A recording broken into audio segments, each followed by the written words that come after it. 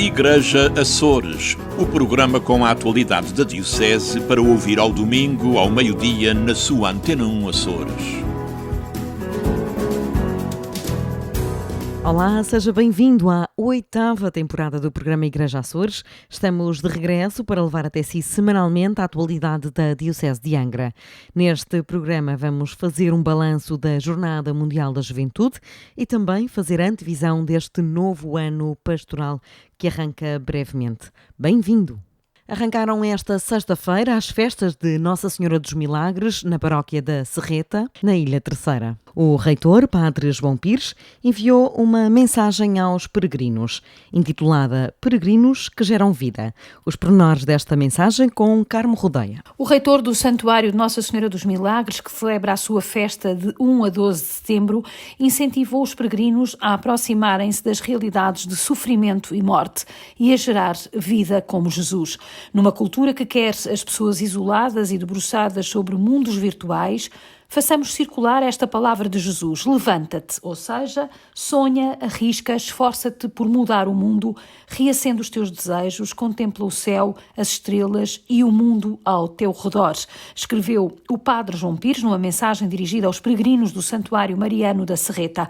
O sacerdote incentiva os peregrinos a aproximarem-se das realidades de sofrimento e morte que encontram, tocá-las e gerar vida como Jesus, afirmando que por cada filho que morre, morre também a Igreja, e por isso, por cada filho que ressuscita, também a Igreja ressuscita. O Padre João Pires deseja que os peregrinos ouçam sempre o gemido de quem sofre e se deixem comover pelos que choram e morrem no mundo atual, assinalando que um sinal de proximidade, por mais simples que seja, pode reacender a vida.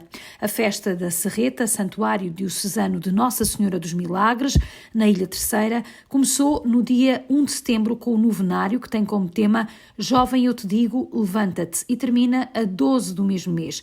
O tema da peregrinação é inspirado no episódio da visitação de Maria à Prima Isabel, do Evangelho de Lucas, no contexto da edição internacional da Jornada Mundial da Juventude em Lisboa.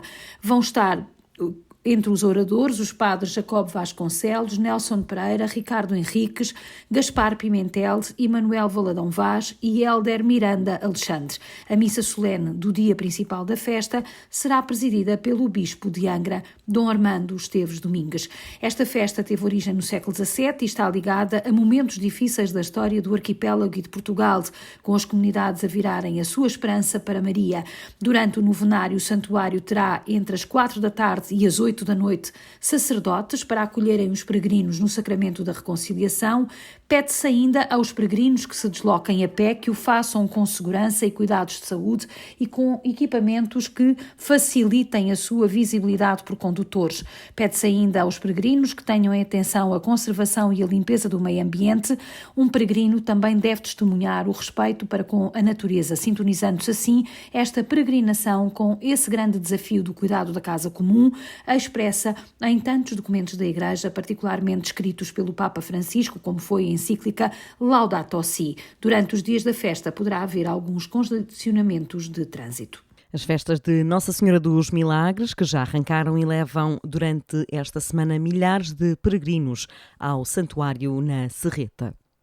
Prestes a arrancar um novo ano pastoral, a Diocese de Angra enfrenta novos desafios depois de um verão recheado de mudanças. Para além do impulso da Jornada Mundial da Juventude, a Diocese tem agora uma nova estrutura. Muitos sacerdotes mudaram de paróquias e houve inclusivamente mudanças em pilares como o Seminário Episcopal de Angra, um novo Vigário Episcopal para o Clero ou um novo Vigário-Geral. Para Renato Moura, colaborador do sítio Igreja Açores, é um ano de novas esperanças. Porque existem essas mudanças é que se abrem novas esperanças. É evidente que o Evangelho é sempre o mesmo, mas dele se podem fazer leituras cada vez mais aperfeiçoadas e, sobretudo, mais aplicação do Evangelho às situações concretas desse Evangelho que tem de ser pregado a todos e a cada um, e que tem de ser aplicado por cada um de nós também, e também pregado por cada um de nós, e não só pelos membros habituais do clero. É evidente que se põe aqui uma situação nova, porque há um novo bispo, há sinais evidentes de mudança de pessoas, há refrescamento, isso é importante, e de maneira que gera logo novas esperanças com novos responsáveis que põem sempre alguma coisa de pessoal naquilo que fazem, e isso habitualmente pode trazer, e é isso que se espera, novas concretizações. O comentador acredita que a ação da Igreja deve agora basear-se nas mensagens do Papa Francisco na Jornada Mundial da Juventude. Até porque a Jornada Mundial da Juventude não terminou. Ela tem de ficar constantemente, e de maneira que tudo aquilo que ali se viveu, tudo aquilo que ali se disse, seja pelo Papa Francisco e por todos os demais, lança desafios que não se esgotam até à próxima Jornada Mundial da Juventude. É sobretudo com base nestes textos que julgo que há necessidade de manter presentes para serem refletidos, porque dali podem realmente resultar novas aplicações muito concretas, muito práticas, porque tudo aquilo que foi dito de uma forma muito prática, muito direta e entendível a todos, só que agora é preciso ser refletida, repetida, constantemente lembrada, e de maneira que eu julgo que é isso que precisa de ser feito desde logo, a partir do início deste novo ano. Renato Moura acredita que é tempo de os jovens tomarem conta disto. Há que ter muita esperança na juventude. Eu julgo que eles que têm de começar a tomar conta disto. É evidente que podem e devem fazê-lo, suponho eu, aproveitando o que de bom há da experiência dos mais velhos. Mas realmente é com eles, que é gente nova, que vai tomar conta deste mundo a todos os níveis.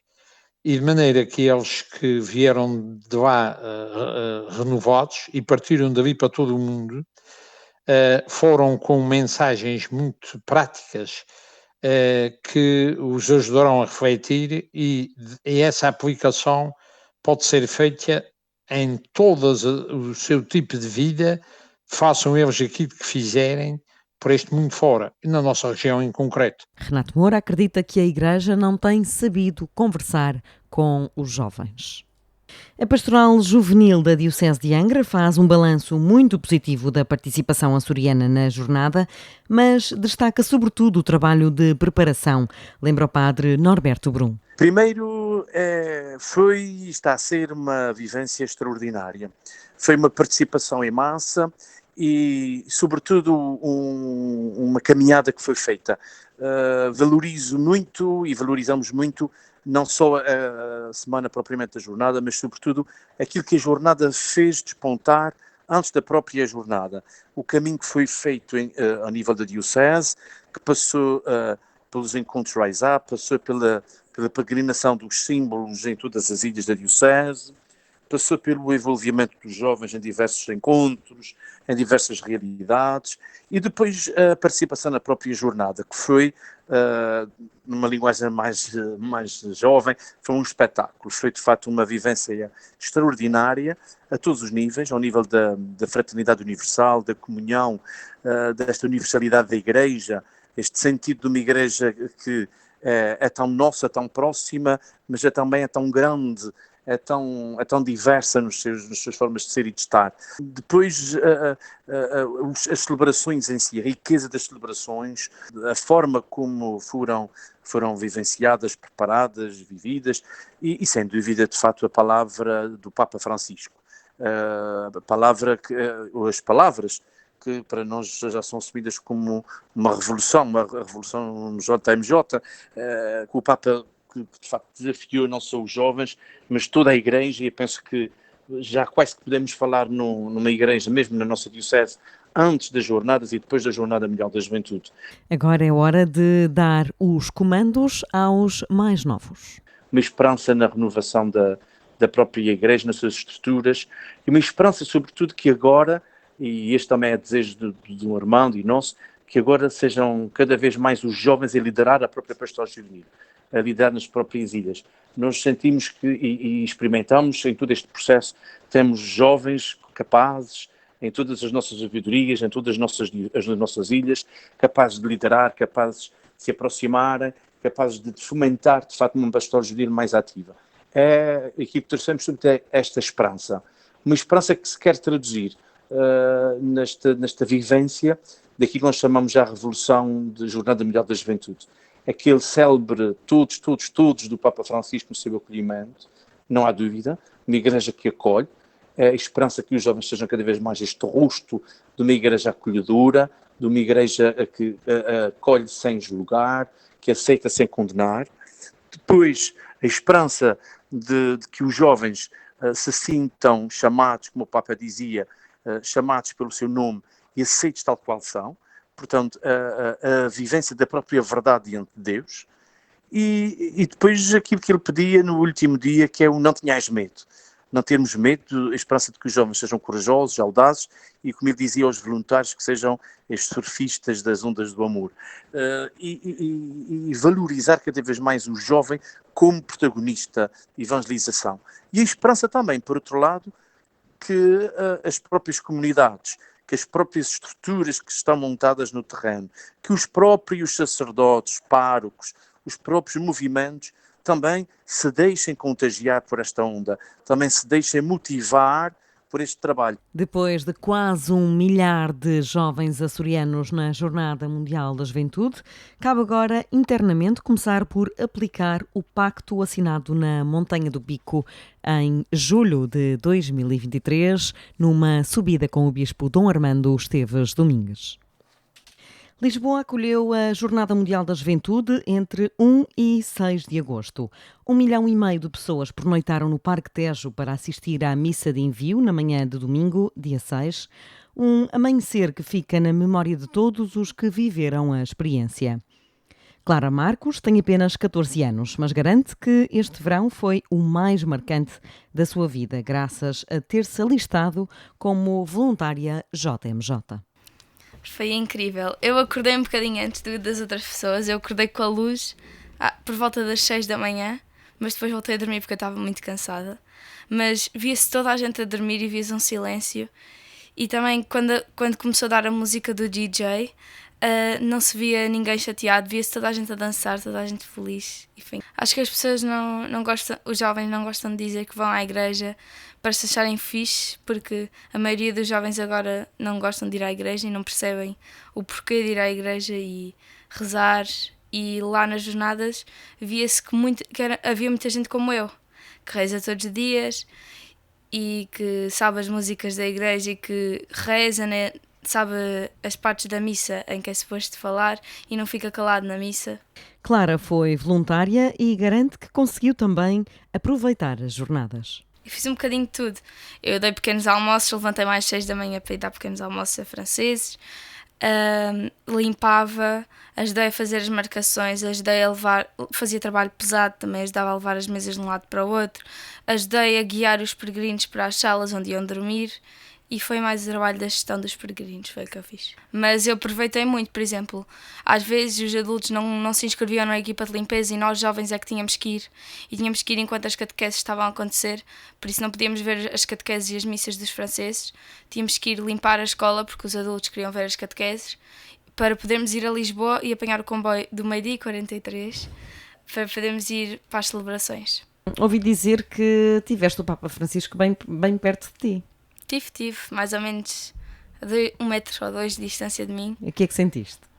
Eu não sei explicar o que é que eu sentia, é um sentimento... Eu comecei a chorar e toda a gente à minha volta estava a chorar porque o Papa passou, principalmente no dia 3, quando nós fizemos barreira de segurança para o Papa, chamaram os portugueses todos que estavam ali à volta e mandaram-nos dar as mãos e fazer força porque tinha um grupo enorme das Honduras atrás de nós a fazer barulho, a empurrar-nos e cerca de 45 minutos passa o Papa à nossa frente e o esforço foi todo recompensado.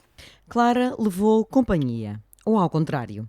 Ana Margarida Marcos, a mãe, é professora, enfermeira e catequista e alistou-se como voluntária para os postos de saúde JMJ.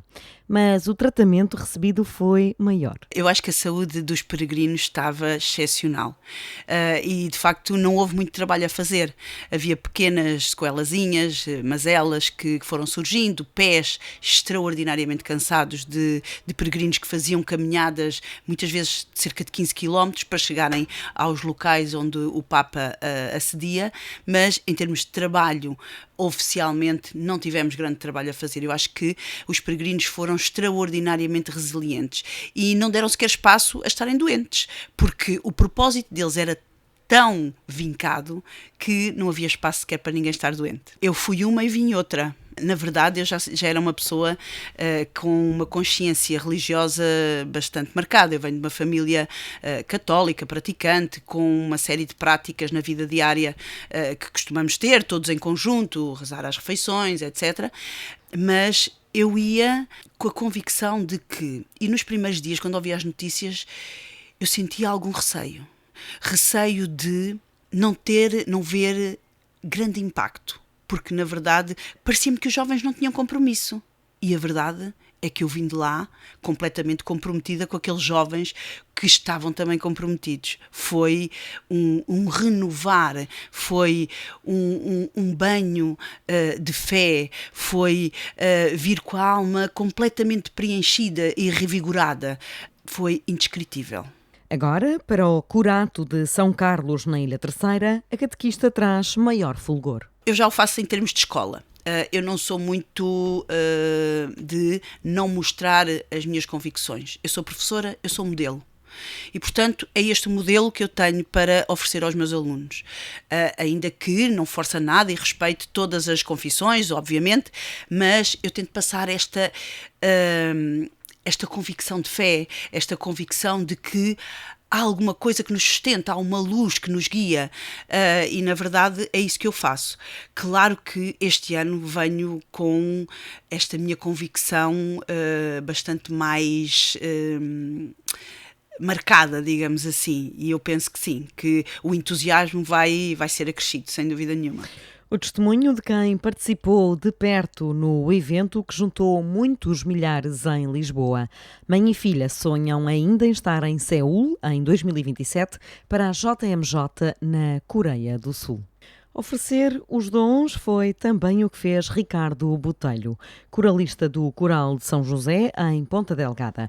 O açoriano juntou a sua a outras 200 vozes no coro JMJ, cujos trabalhos começaram muito antes da jornada. A participação no coro foi realmente uma ocasião muito especial e surge no sentido de que estavam abertas inscrições para este coro, abertas a jovens de todo o país, mas com um limite de idade que era o 30 e, portanto, eu já entrei no coro mais tarde do que a seleção inicial, precisamente porque houve essa necessidade de reforçar e encorpar o coro com mais vozes, nomeadamente vozes masculinas, e então numa segunda seleção já abriram um bocadinho o leque das idades e foi aí nesta ocasião que eu consegui entrar. Tínhamos ensaios mensais em Lisboa, portanto que tínhamos todos que comparecer, eram ensaios intensivos que decorriam ao fim de semana, portanto desde março, que foi quando integrei o coro, tive que ir um fim de semana por mês a Lisboa.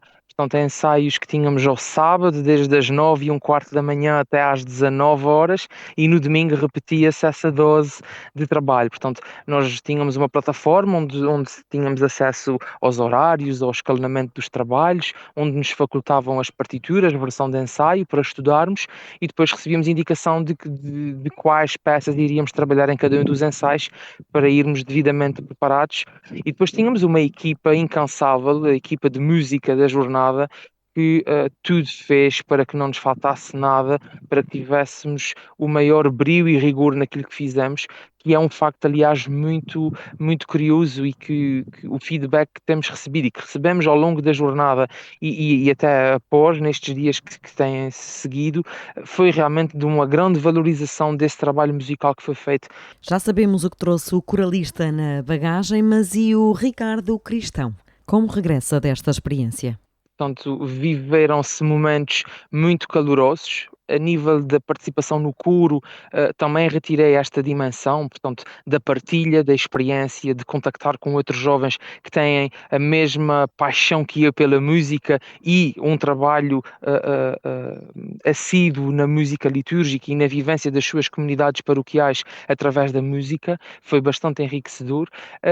Como peregrino, que não deixei de o ser nessa jornada, trago muitas recordações, trago mensagem, essencialmente aquilo que o Santo Padre nos apelou a fazermos um caminho, a não termos medo do futuro, a agarrarmos os desafios, a sermos todos mais inclusivos e mais incluídos também, de nos chegarmos, de nos levantarmos e fazermos e não ficarmos comodamente à espera que nos chamem, que nos incentivem. Portanto, senti ali uma vibração e um apelo a que também nós jovens nos devemos arriscar, também nos devemos acercar, não ficar só à espera, resilientes, conformados que nos chamam. Temos que ser resilientes, temos que ser proativos e pôr-nos a caminho de chegar também às nossas comunidades e fazermos algo, trazermos algo novo, fazermos a Igreja e a nossa comunidade respirar e sermos essencialmente aquela dimensão de evangelizadores, de outros jovens, de mostrarmos que a Igreja está viva, que é séria, e que temos que estar todos comprometidos com este caminho e com esta palavra que Jesus nos vem trazer, de que temos que estar unidos e que temos que abrir caminho para todos. Uma experiência cultural e espiritual que fica marcada na vida de Ricardo Botelho. Entre Vistas, com o Padre Teodoro Medeiros.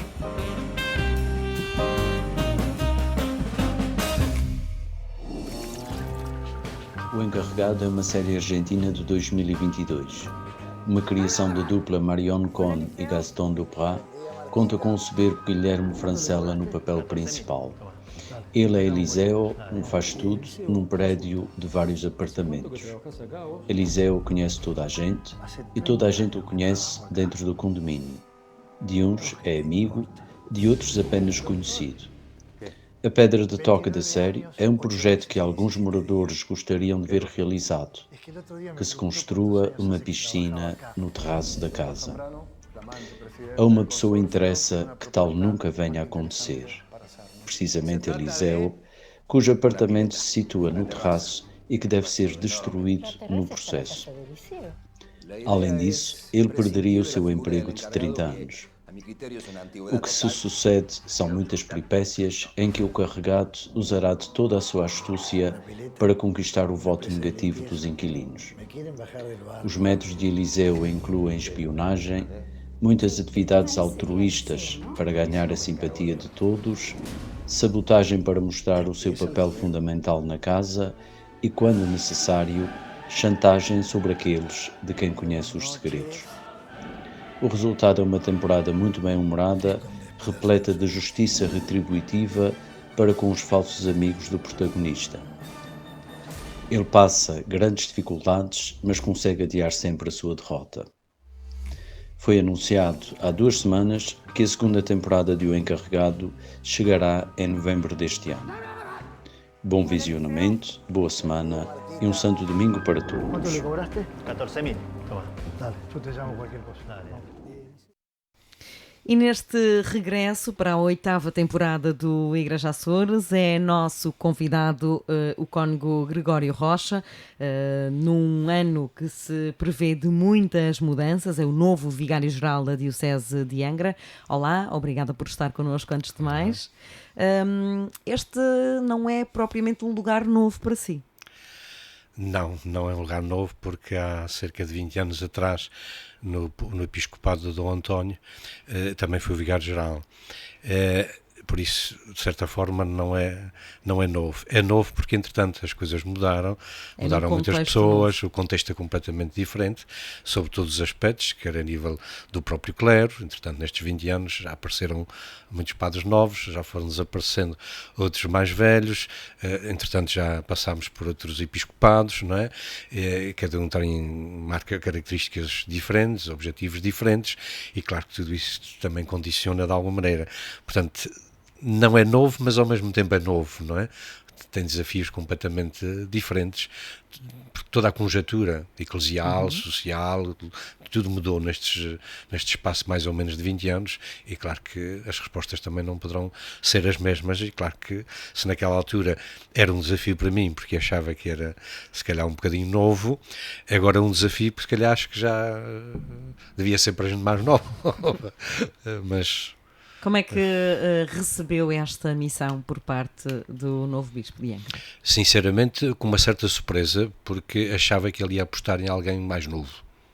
Eu tinha essa esperança, essa ideia. O Padre Gregório, do alto dos seus 90 anos... Não estou a falar dos 90 anos, mas já passei os 60 e, portanto, pensei que ele, sinceramente, estava à espera que ele fosse buscar alguém de uma geração abaixo da minha. Nesse aspecto foi de certa forma, uma surpresa.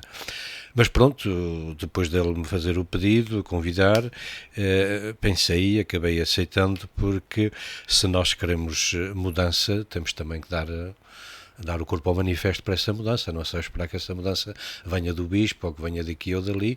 Creio que todos temos que nos comprometer, e se eu desejava e queria também alguma mudança, não podia pôr-me fora disso, não é? E depois a maneira como o Sr. Bispo conduz as conversas connosco, chega uma altura e a gente não tem coragem de lhe dizer que não. Isso também aconteceu, muito sinceramente. As coisas fomos conversando, não é? Fui-lhe dizendo das minhas limitações, mas chega uma altura, a maneira como nos apresenta as coisas e a maneira como pede. O vosso perfil pastoral tem semelhanças? Identifica-se com o do Armando? Sim, identifico-me, embora aparentemente possa não aparecer muito, porque tenho passado muito da minha vida fechado no seminário, aliás, praticamente toda a minha vida, mas por aquilo que vou vendo, por aquilo que vamos partilhando, sinto-me identificado praticamente em tudo, a nível pastoral, com aquilo que são as ideias que ele traz e aquilo que ele quer implementar. E deixar de ser professor no seminário? Não vou deixar propriamente de ser professor, vou continuar a dar algumas aulas no seminário. Foi a direção espiritual e, portanto, deixei de pertencer à equipa formadora do seminário. Agora serei, em relação ao seminário, um simples professor, com poucas aulas, não é? Também porque temos menos alunos e aí temos menos cursos, menos aulas, mas vou continuar a dar algumas aulas no seminário e também vou dar alguma colaboração aqui na zona de Angra, a nível pastoral. E tem mais ou menos um mês de vigário-geral. Que realidade é que encontrou quando assumiu formalmente este papel? Portanto, normalmente a gente começa em setembro, não é? Mas o Sr. Bispo pediu que eu começasse em agosto e, portanto, comecei há um mês atrás, exatamente. Este mês é um mês onde dá muita gente de férias, onde as paróquias também estão assim um pouco mais paradas, digamos assim, usando esta expressão, e, portanto, foi um trabalho de rotina, administrativo, de rotina, sem grandes desafios, sem grandes problemas, digamos assim, que tive que enfrentar. Foi, digamos, gerir, a palavra não é a melhor talvez, mas foi um pouco ir gerindo aquilo que é a parte administrativa da Diocese, também porque o Sr. Bispo esteve um bocadinho ausente durante este mês, em virtude das jornadas da juventude e deslocações a outras ilhas, e fui marcando alguma presença para que alguns serviços não parassem, não é? Conhecendo-se já, como diz que já passou a fasquia dos 60 e, portanto, já se conhece minimamente, e também já tendo passado por esta missão, qual é o seu maior desafio individual em termos de perfil, o que é que para si é mais difícil nesta missão? O mais difícil é buscar todos os dias uma identificação com Jesus Cristo. Porque quanto mais nós formos capazes, quanto mais eu for capaz de buscar e viver esta identificação com Jesus Cristo, mais útil vou ser à verdadeira Igreja de Jesus Cristo e mais vou poder dar para a renovação desta Igreja de Jesus. Claro que, porque é que é o maior desafio? Porque é uma coisa que nunca vai estar feita. É um trabalho que eu tenho que fazer todos os dias, que nós temos de fazer todos os dias na nossa vida, e há dias que a gente consegue um pouco mais, outros dias um pouco menos. Também vem aqueles dias de uma certa nuvem mais densa, mais escura, não é? Mas esse é o grande desafio que eu sinto e que eu que eu quero viver. Acompanha espiritualmente vários dos movimentos da Diocese, também, como referiu o Seminário Episcopal de Angra. Teme que esta rotina mais administrativa, digamos assim, lhe possa fazer descurar um bocadinho o seu dia-a-dia espiritual?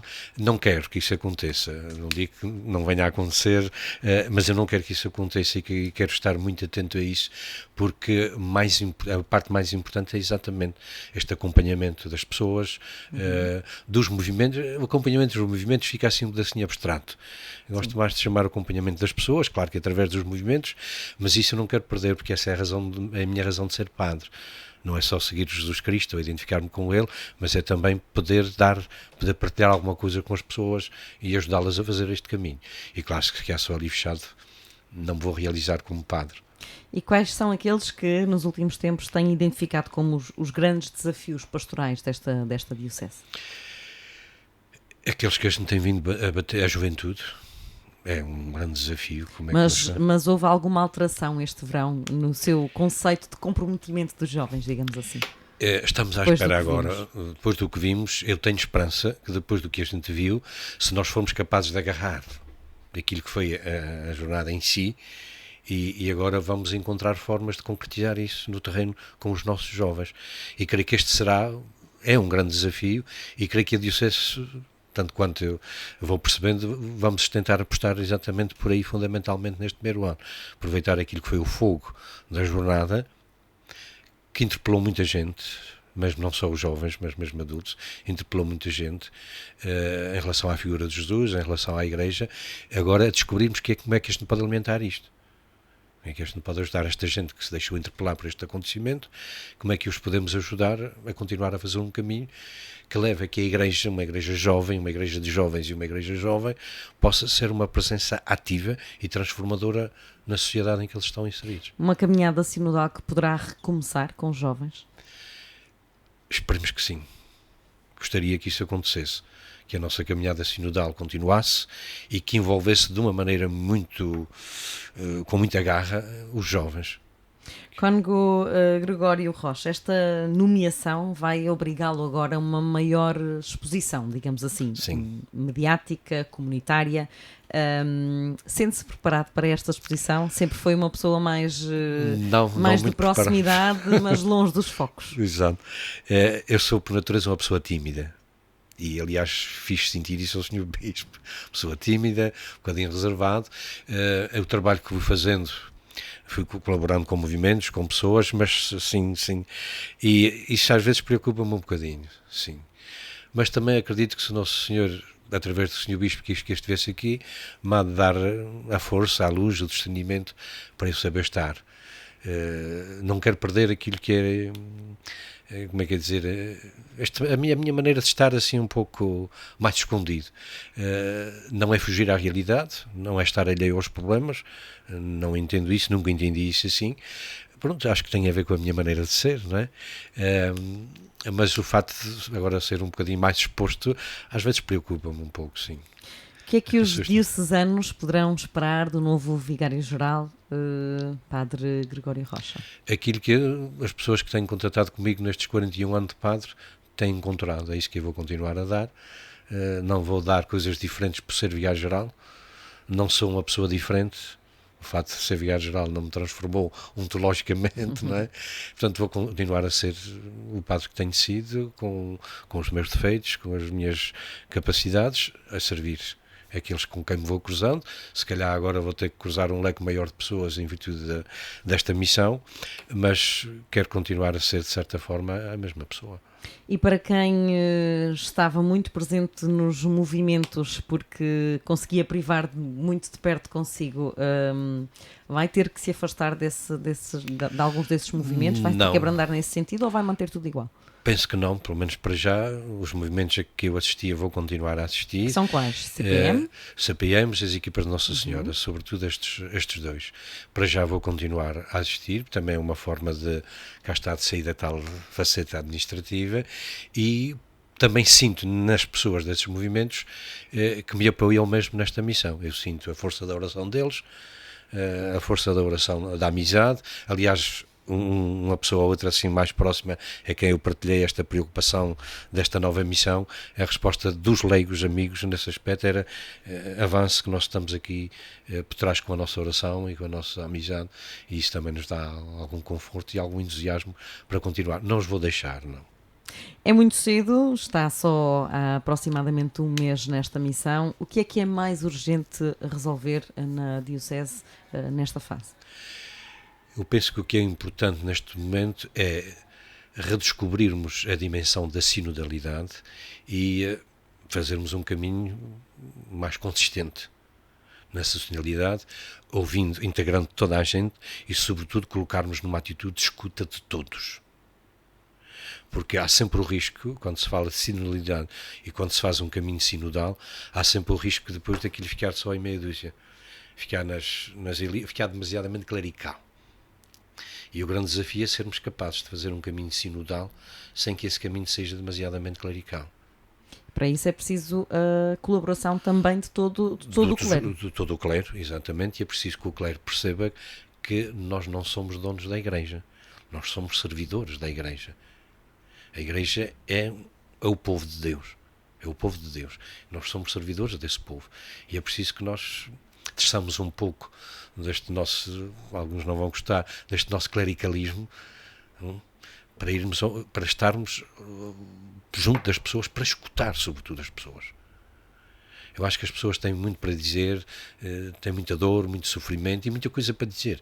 E é urgente a gente escutar esta gente, porque só depois de os escutarmos é que podemos falar e apresentar o Evangelho como uma possível resposta às procuras e às perguntas e às interrogações das pessoas.